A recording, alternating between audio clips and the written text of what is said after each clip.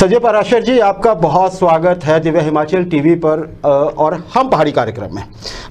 पराशर साहब, मेरा पहला प्रश्न आपसे, आप भाजपा पृष्ठभूमि के नेता रहे हैं, उनके करीब भी रहे हैं, लेकिन फिर ऐसा क्या कारण रहा कि भारतीय जनता पार्टी ने आपको टिकट नहीं दिया? हालांकि बहुत चर्चा थी कि शायद आपको टिकट मिलेगा, क्या कहेंगे? जय बाबा जी सर, बहुत बहुत धन्यवाद आपके दिव्य हिमाचल के इस बड़े मशहूर और फेमस कार्यक्रम में मेरे को जोड़ने के लिए। सर, मेरी पृष्ठभूमि कोई बीजेपी की नहीं रही, मैं कभी बीजेपी का मेंबर नहीं रहा। हाँ, ये है कि मेरी बीजेपी के जो सेंट्रल लीडरशिप है, कई नेताओं के साथ में मैंने काम किया, सुषमा स्वराज जी से लेकर जो आज तक के नेता हैं। और ये भी एक सच है कि मैंने जो हिमाचल में जो बीजेपी में राजनीति कर रहे हैं मैं उनसे मिला हूँ, पर ये भी एक सच है कि मैं कांग्रेस की यहाँ पर जो लीडरशिप है हिमाचल की, उनसे भी मिला हूँ। ये मैं नकार ही नहीं सकता कि जी संजय पराशर को बीजेपी टिकट नहीं मिला। हाँ, हमने प्रयास किया, हमने अपनी जो सेंटिमेंट्स है वो कन्वे किए, बट टिकट नहीं मिला, ये सच है। किन कारणों से मिला तो ये तो पार्टी जाने। नए लोगों की उनको जरूरत है, नहीं है, अच्छे ईमानदार लोगों की जरूरत है, नहीं है, ये तो पार्टी तय करेगी। वो ईमानदार मानते भी हैं, नहीं मानते हैं, लोग क्या मानते हैं वो तो इलेक्शन में पता लगेगा, लेकिन पार्टी क्या मानती है उसमें एक सच आया कि संजय पराशर को टिकट नहीं मिला। बिल्कुल जी पराशर साहब, अब आप निर्दलीय चुनाव लड़ रहे हैं और आपकी असली लड़ाई अब किससे है? बीजेपी के कैंडिडेट से है या फिर कांग्रेस के कैंडिडेट से है? मेरी लड़ाई तो सर यहाँ पर गुर्बत जो है और जो राजनीति में इलेक्शन जीतने के बाद नजर नहीं आते, मेरी लड़ाई तो उनसे है जी। मुझे नहीं लगता कि यहाँ पर इस समय बिक्रम ठाकुर जी जो है अपनी जमानत भी बचा पाएंगे। लोगों में बड़ा रोष है, हाई एंटी इनकम्बेंसी है। और जहां तक मनकोटिया जी का सवाल है, ये इनका जो इलेक्शन लड़ने का तरीका है उसमें कोई फर्क नहीं, पिछली बार भी ये लड़े थे और मुझे नहीं लगता कि मनकोटिया जी अपनी पंचायत का इलेक्शन भी जीत सकते हैं। तो मेरी लड़ाई तो सर यहाँ की जो गरीबी है, यहाँ की बेरोजगारी है, यहाँ की जो सड़क की खस्ता हालत है जो कम से कम 4000 किलोमीटर बननी चाहिए, यहाँ पर जो अस्पताल नहीं है, यहाँ पर ना मैटरनिटी वार्ड है। मैं तो यहाँ पर के जो दुख है उसको निपटाने के लिए यहाँ के लोगों के साथ लड़ रहा हूँ और मेरी क्या, यहाँ के लोगों की भी वही लड़ाई है सर। जी पराशर साहब, बहुत बढ़िया। देखिए, आप जो कह रहे हैं उसे समाज सेवा कहते हैं। खैर, आपने ये भी कहा कि आपने भाजपा की तरफ से टिकट चाहा भी था और भाजपा की तरफ आप उन बड़े नेताओं से आपके संबंध भी रहे हैं, आपने काम किया है, जो भी है। आपने कहा विक्रम ठाकुर साहब जो है वो कोई चुनौती नहीं है आपके लिए, लेकिन देखिए वो एक मिनिस्टर भी हैं, एक विधायक होने के साथ साथ, और उनका दावा है कि उन्होंने क्षेत्र में बहुत से काम किए हैं। फिर आप कैसे कहेंगे कि उन्होंने काम नहीं किया और वो कहीं गिनती में नहीं है? सर, दावे इतने खोखले हैं, उन्होंने 5 साल के कागज का 5 साल के काम एक कागज में गिना दिए। एक सिर्फ सिंपल A4 साइज का पेपर। ये है हिमाचल के भूतपूर्व मंत्री और उसमें क्या लिखा? रक्कड़ में अस्पताल बनाया, 24 घंटे चलता। साफ झूठ, सफेद झूठ। दूसरा सफेद झूठ, बोलते जी डाटा सीमा में 50 बेड का हॉस्पिटल है। ये कोई सराय है जहां पर आपने 50 बेड लगा दिए? अरे 50 बेड का हॉस्पिटल है, हम भी जानते हैं सर डाटा सेवा का है। वो क्या समझते हैं, रक्कड़ वाले डाटा सेवा नहीं जाएंगे, डाटा सेवा वाले रक्कड़ नहीं आएंगे। और वहां पर ना अल्ट्रासाउंड की मशीन चलती है, ना हड्डियों का स्पेशलिस्ट है, ना कैंसर के चेक हो सकते हैं, ना वहां पर मैटरनिटी वार्ड है, ना वहां पर ढंग की कोई एक्सरे की मशीन है। ब्लड टेस्ट तक के लिए तरस जाते हैं लोग। सर, अस्पतालों की तो दुर्गति ऐसी है, यहाँ से सिर्फ रेफर होने का ही रास्ता है। रेफर होकर यहाँ से कहां, देरा, देरा से टांडा, बचे तो बचे, नहीं तो राम राम। उसके बाद में स्कूल, सर 122 से ज्यादा वैकेंसियां यहाँ पर स्कूल और कॉलेजों में। 5 ITI हैं, 3 कॉलेज हैं, 122 के करीब स्कूल हैं जहां पर वैकेंसियां खाली पड़ी हैं। पढ़ाने वाला है नहीं और पढ़ने वाला बच्चा क्या करेगा, वो भी एक हमारे यहाँ की दुर्गति है। और अगर रोजगार की बात करें, रोजगार मंत्री रहे हैं, जवाब दें कितने रोजगार लगाए हैं? सर, आंकड़े इनके हक में नहीं है। 6500 बेरोजगार, 3 साल का सिर्फ 41 नौकरियां दी हैं। ये है mister Bikram Thakur, x MLA। इनकी राजनीति खत्म हो चुकी है। झूठ के पुलिंदे बांधने में ये PhD होल्डर हैं। इनका नाम होना चाहिए डॉक्टर बिक्रम ठाकुर उर्फ PhD holder of lies. Doctor Vikram Thakur. Parashar साहब, डॉक्टर विक्रम ठाकुर का आपने जिक्र किया। विक्रम ठाकुर कह रहे हैं कि जसवा परागपुर के चप्पे चप्पे में उन्होंने बड़ा जोरदार विकास करवाया है, बड़े काम गिनवा रहे हैं कि ये काम हुए, वो हुए। इस पे आपका कमेंट ले रहा हूं। हालांकि मुद्दे आपने गिनवा दिए हैं कि ये मुद्दे जसवा और परागपुर में अभी भी बने हुए हैं, लेकिन और कुछ अहम मुद्दे जो आप आगे लाके जो इन चुनावों में उछाल रहे हैं आप कि ये होना चाहिए था, नहीं हुआ। सर, सबसे पहली बात, मिस्टर विक्रम ठाकुर ने तो 5 साल गवा दिए, अपने भी और हमारे बच्चों के भाग्य के भी। बेरोजगारी का अड्डा बना दिया हमारे यहाँ पर।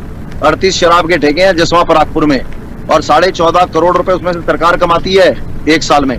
और हमारे यहाँ पर के कॉलेजों में 14.5 करोड़ नहीं लगे। मेडिकल कॉलेज बनना चाहिए, हमारे लिए ये मुद्दा है। हमारे यहाँ पर बीएड भी हो, जेबीटी भी हो। 1960 में जेबीटी होती थी करली में, वो भी अब बंद हो गई। हमारे लिए ये मुद्दा है। सर नल में जल, गर्मियों में आ जाओ सर देखने के लिए, 250-300 टैंकर वैसे ही घूम रहे होते हैं। गर्मियों में पानी नहीं है, कई बार तो बारिशों में पानी नहीं है। जल की समस्या का भी कोई समाधान नहीं है। ऐसी ऐसी जगहें हैं सर, स्लो बरी करी के जगह है सर, कसाड़ेता। दूसरी सर, अगर आप चले जाओ अड़ो पंचायत के आगे है सर सरी करके जगह, सड़क ही नहीं बनी आज तक। और वैसे ही जिज्जर, शांतला में ले लो, जब्बर में ले लो सर, आप हैरान हो जाएंगे कि हमारे यहाँ पर खड्डे ज्यादा हैं और खड्डों के बिच जेड़ा रास्ता उयो गलांदे जी विकास होया। सर 300 किलोमीटर बनाना 300 करोड़ रुपए में कोई विकास नहीं है। चिनौर के इंडस्ट्रियल एरियो में पत्थर लगाकर पूरे 32 करोड़ रुपए खर्चना, एक नौकरी ना लगे, एक इंडस्ट्री ना लगे, बिल्कुल विकास नहीं है। विकास की गलत रिपोर्ट दी है। हमारा है शिक्षा, रोजगार, स्वास्थ्य। सर इसके लिए प्रयत्नशील हूं और विजन डॉक्यूमेंट बनाया, बिल्कुल काम करेंगे और दम से करेंगे। जी क्या बात है। जी पराशर साहब, देखिए कुछ भी हो, वैसे आपको आपकी बातें सुन के लगता है कि आप एक परफेक्ट पॉलिटिशियन तो दिख ही रहे हैं, हालांकि आप समाज सेवक हैं। चलिए मेरा आपसे एक प्रश्न है, मेरी तरफ से अंतिम है। देखिए जो वोटर होता है, कहीं भी वोटर होता है, वो हिमाचल में खास करके वो दो विचारधाराओं में अक्सर बटा होता है, या भाजपा या कांग्रेस। आप आज़ाद उतर रहे हैं, फिर आप कैसे पार पाएंगे इन विचारधाराओं की जो एक कमिटमेंट होती है कई बार लोगों से? आप आज़ाद उतर रहे हैं, क्या वजह रहेगी कि लोग अपनी विचारधारा छोड़ेंगे और आपको वोट देंगे?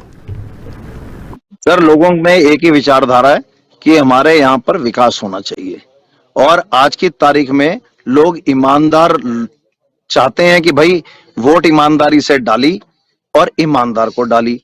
ईमानदार ईमानदारी से काम करे, अपने गुर्गों को पालकर गांव में एक एक गुर्गा रखकर उसके माध्यम से राजनीति करने वाले मिस्टर विक्रम ठाकुर जी का यहाँ पर आज की तारीख में सर प्रैक्टिकली कोई स्थान नहीं है। इन्होंने राजनीति को बदलने की कोशिश करी और गुर्गे पालने का नया बिजनेस शुरू किया। तो मेरा अपना ये मानना है, अगर यहाँ पर जो विचार है वो 8 तारीख को पता लग जाएगा, पर यहाँ का जो विचार है वो एक पक्का विचार है कि इस बार जिसने काम किया उसको विधानसभा भेजेंगे, और जिसने काम नहीं किया या जो काम करने में, विजन बनाने में, विजन को जमीन पर उतारने में सक्षम नहीं है, उनकी राजनीति जसवा परागपुर से नहीं चलेगी। जसवा परागपुर इतिहास रच रहा है। बिल्कुल, जसवा परागपुर इतिहास रच रहा है। पराशर साहब दावा कर रहे हैं आप। आखिरी सवाल है मेरा, 2 हिस्सों में सवाल रहेगा। पहला तो ये कि आप अपनी जीत को लेकर कितना आश्वस्त हैं, और दूसरे फिर आपके बाद दूसरे और तीसरे नंबर पे किन किन पार्टियों के उम्मीदवार रहेंगे, एक चीज वो। दूसरा ये क्योंकि लोगों ने ये भी देखा कि देहरा से निर्दलीय चुनाव जीते होशियार सिंह, बाद में बीजेपी उन्होंने ज्वाइन कर ली, क्या आप भी कुछ ऐसा करेंगे या निर्दलीय ही रहेंगे? फिर 2 हिस्सों में सवाल है सर। पहली बात तो मेरा ये मानना है, जब तक जीत नहीं हो जाती, जब तक पूरे आंकड़े सामने नहीं आते, ये दावा कर देना कि भाई मैं विजेता हूं और अपने आप को घोषित कर देना, मुझे नहीं लगता कि ये कुछ समझदारी वाली बात है। राजनीति है, राजनीति अपने तरीके से होती है, अभी भी काफी समय है, और पार्टियां अपने तरीके से दमखम लगाएंगी और अपने तरीके से संजय पराशर के या तो अपने तरीके का गुणगान करेंगे, जिसका मुझे ढेले का फर्क नहीं पड़ता। जहां तक मेरा सवाल है सर, जहां तक डेरा का सवाल है, क्या वहां की राजनीति हुई, मेरी उसमें कोई दिलचस्पी नहीं है। संजय पराशर जिसकी सरकार बनती हो, बिना इस बार निर्दलियों के सरकार नहीं निकलेगी। और मैं जसवा परागपुर के लोगों से पूछूंगा, भैया जिसकी सरकार बन रही है, जो हमारे यहाँ मेडिकल कॉलेज खोल सकता है, जो हमारे यहाँ फैक्ट्रियां लगा सकता है, जो हमारे यहाँ 100 करोड़ रुपए शिक्षा संस्थानों को दे सकता है, जो हमारे यहाँ पर जल में नल 5 साल में इतना परिवर्तन ला दे कि हर दिन 5 घंटे मिले, सर हम उसके साथ चलेंगे। विकास की राजनीति करने के लिए लोगों को साथ लेकर चलेंगे, ना कि अपनी मनमानी करके एक पार्टी के साथ जुड़कर किसी मुख्यमंत्री के पीछे लगेंगे। जी पराशर साहब, देखिए आपसे बात करके ये तो क्लियर हो गया हमें कि आप इतनी चर्चा में क्यों हैं। बहुत अच्छी बातें हैं आपकी, और उम्मीद है कि अगर आप चुने जाते हैं तो जनता के लिए आप ऐसा ही करेंगे, इसलिए ही आप चर्चा में भी हैं। आप हमारे साथ हम पहाड़ी कार्यक्रम में दिव्य हिमाचल टीवी के साथ जुड़े, उसके लिए आपका आभार। उम्मीद है फिर आपसे बात होगी किसी न किसी कार्यक्रम में, तब तक धन्यवाद आपका। धन्यवाद अनिल जी और Rajesh. Salute you for putting up good questions. Divya Himachal is very favourite channel of mine, और मैं आपका हमेशा एहसानमंद रहूंगा कि आपने मुझे स्पेस दी, टाइम दिया। धन्यवाद। जय बाबे दी।